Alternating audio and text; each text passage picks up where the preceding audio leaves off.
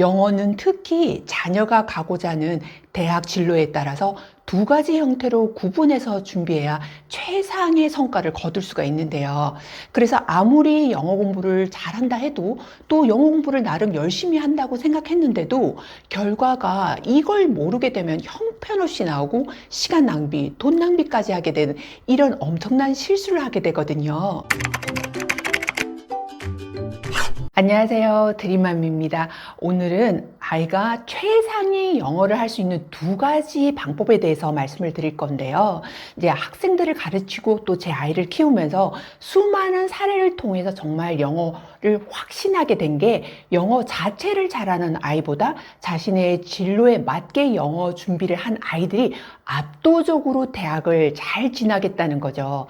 물론 이제 사회생활이나 여러 가지로 연관되었을 때는 골고루 하는 그 방법들이 굉장히 도움이 되지만 지금은 현실적으로 자녀의 성공적인 대입을 위해서 맞춤식 두 가지 방법을 말씀드리려고 하는데요.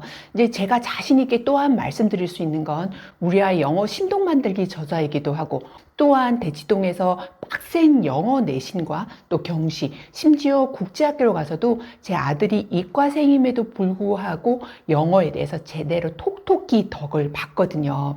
그래서 정말 생생한 그 내신과 또 국제학교의 영어를 어떻게 하면 되는지 정말 준비법이 확연히 다르기 때문에 이 방법을 말씀드리면서 이렇게 두 가지 트랙을 가지고 여러분 자녀에게 맞는, 여러분 자녀가 가고자 하는 그 대학에 맞는 그런 공부법을 하셔야 한다는 걸 이 영상에서 말씀드리려고 하니 끝까지 시청해 주세요.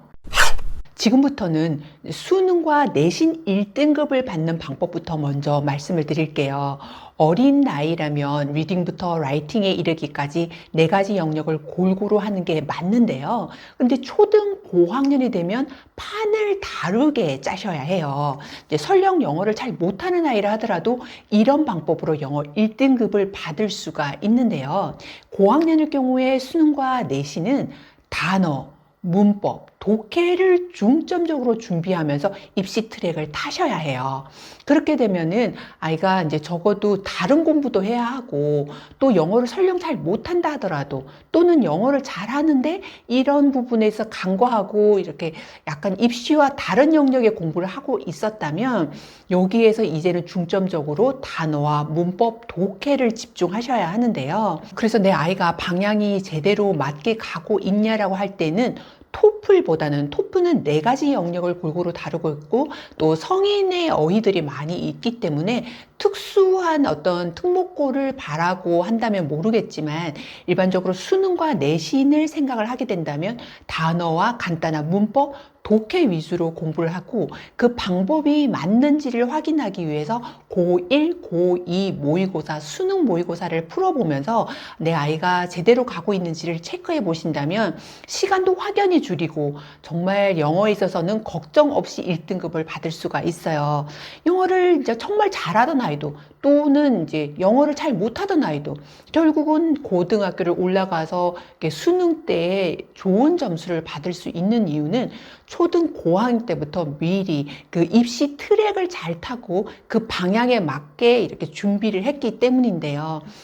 당장 뭐 영어가 뭐 원어민처럼 하고 싶다 뭐 이렇더라도 이제 고학년이 되면 이렇게 준비를 좀 달리 하셔야 대학 진학을 잘 할 수 있다는 거, 이 부분을 생각해 두시면서 준비를 하셨으면 좋겠어요.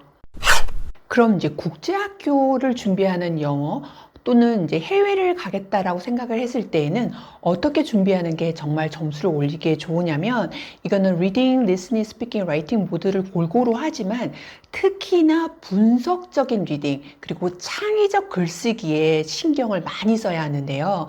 내 아이가 정말 방향이 맞나라고 보시려면 수능에서는 수능 모의고사를 보라고 그랬잖아요. 여기에서는 학년이 어리다면 뭐 국제학교에서는 SSAT 또는 SAT의 모의고사를 보면서 내 아이가 어느 정도의 점수가 나오는지 방향이 맞는지를 한번 체크해 보셔야 해요. 그리고 영어를 골고루 이렇게 하고 나면 당연히 그 내신인 GPA가 높을 수 있는데요.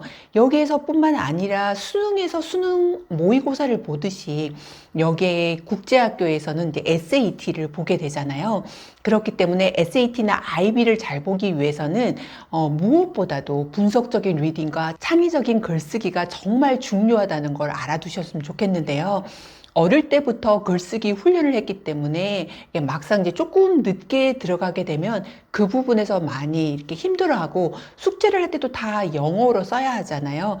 그래서 이 부분을 좀 중점적으로 보고 방향은 SSAT나 SAT로 잡아가면 된다. 요걸 아시고 준비하시면 방향이 좀 더 이렇게 구체적으로 보이고 준비를 하는데 많은 도움이 되실 거예요. 이렇게 한국에 있는 내신과 수능 그리고 국제학교 영어에 대해서 말씀을 드렸는데요. 아이들의 그 입시에 맞는 트랙을 타시고 준비를 하셔야 좋은 결과가 나올 수 있으니 주변에서 어떤 영어를 하더라도 흔들리지 마시고 내 아이에 맞는 방법으로 하시는 걸 정말 추천드려요.